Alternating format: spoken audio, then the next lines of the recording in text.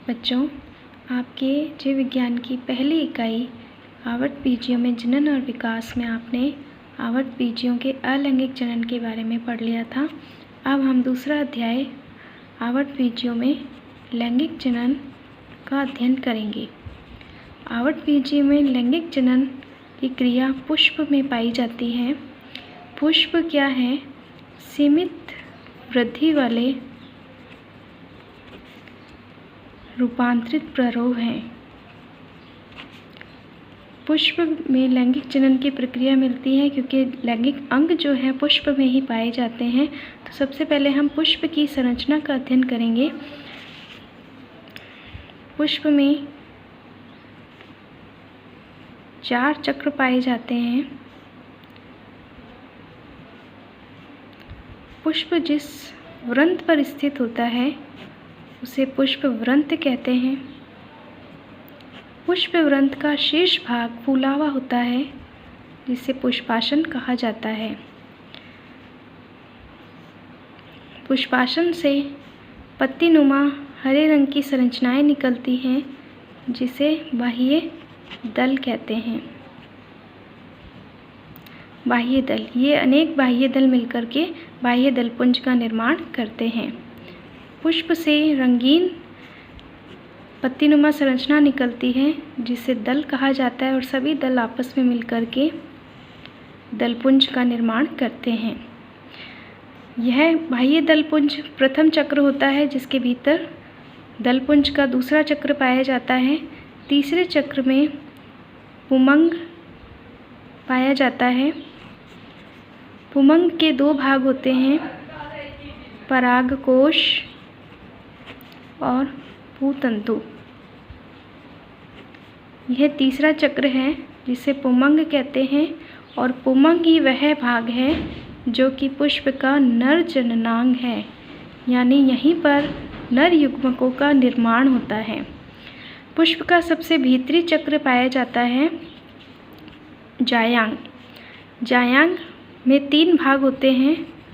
सबसे ऊपर वर्तिकाग्र, नलिकानुमा भाग वर्तिका और फूला हुआ भाग अंडाशय।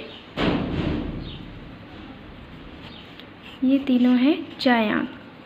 जायांग को स्त्री केसर भी बोला जाता है और ये पुष्प का स्त्री जननांग है क्योंकि इसी में ही अंडप का अंडाणु का निर्माण होता है या जो है मादा युग्मक का निर्माण होता है। यदि यह इसमें सबसे बाह्य दलपुंज और जो दलपुंज हैं ये दोनों पुष्प के सहायक अंग होते हैं, जबकि पुमंग और जायांग जो हैं ये पुष्प के लैंगिक अंग होते हैं। ये सभी चारों चक्र यदि पुष्प में उपस्थित है तो ऐसा पुष्प पूर्ण पुष्प कहलाता है। यदि इनमें से कोई भी एक एब्सेंट है तो ऐसा पुष्प अपूर्ण पुष्प कहलाता है। अब हम नर जननांग को विस्तार से पढ़ेंगे। नर जननांग जो कि पुंकेसर या पुमंग है, इसको विस्तार से हम अध्ययन करेंगे। नर जननांग को लघु बीजाणु पर्ण भी बोला जाता है क्योंकि आपको याद होगा जब आपने टेरिडोफाइट या जिम्नोस्पर्म पढ़े थे तब उसमें पत्ती पर लघु बीजाणु धानियों का निर्माण पड़ा था और इसी में लघु बीजाणु बने थे यानी नर युग्मक बने थे।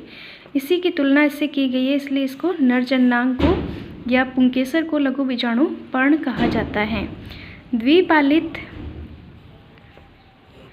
पुंकेसर में 2 जो है परागपालियाँ पाई जाती हैं।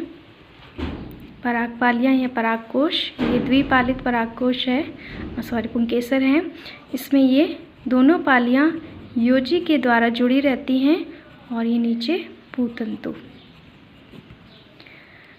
परागकोश प्रारंभिक अवस्था में अविभेदित कोशिकाओं का समूह होता है, लेकिन कुछ समय पश्चात इसमें 4 परागपुटों का निर्माण हो जाता है। जब इसका अनुप्रस्थ काट काटा जाता है तो अंदर से ये इस प्रकार से दिखाई देता है। इसमें 4 परागपुट बन जाते हैं और इन परागपुटों को लघु बीजाणु धानी भी बोला जाता है क्योंकि इसमें लघु बीजाणु या नर युग्मक बनते हैं। ये लघु बीजाणु या इसमें परागकणों का निर्माण होता है। आगे हम परागकोश का परिवर्तन पढ़ेंगे। परागकोश प्रारंभिक अवस्था में बाह्य त्वचा एक परतीय बाह्य त्वचा से घिरा रहता है और अंदर अविभेदित कोशिकाओं का समूह पाया जाता है। अविभेदित कोशिकाओं का समूह है ये सारी कोशिकाएं अविभेदित है, यानी कि किसी का कोई कार्य अभी निर्धारित नहीं है।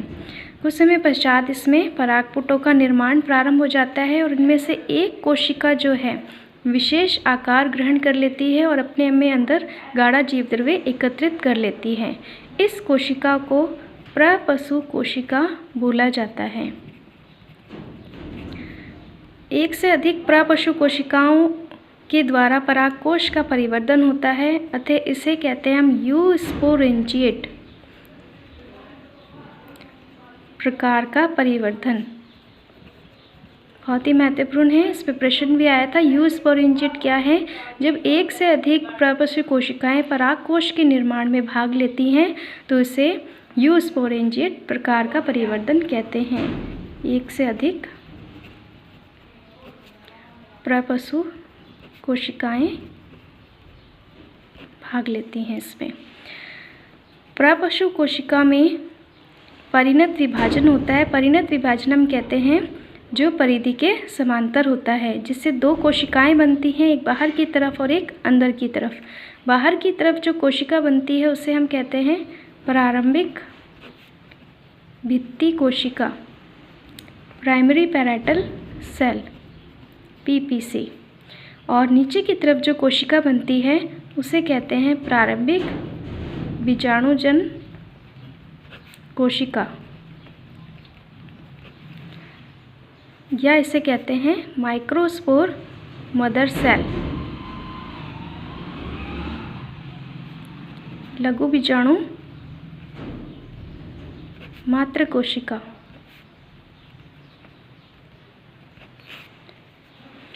प्राइमरी पैराइटल सेल या प्रारंभिक भित्ति कोशिका आगे जाकर के परागकोश की भित्ति का निर्माण करती है, जबकि लघु बीजाणु मात्र कोशिका बीजाणुजन कोशिकाओं का निर्माण करती है।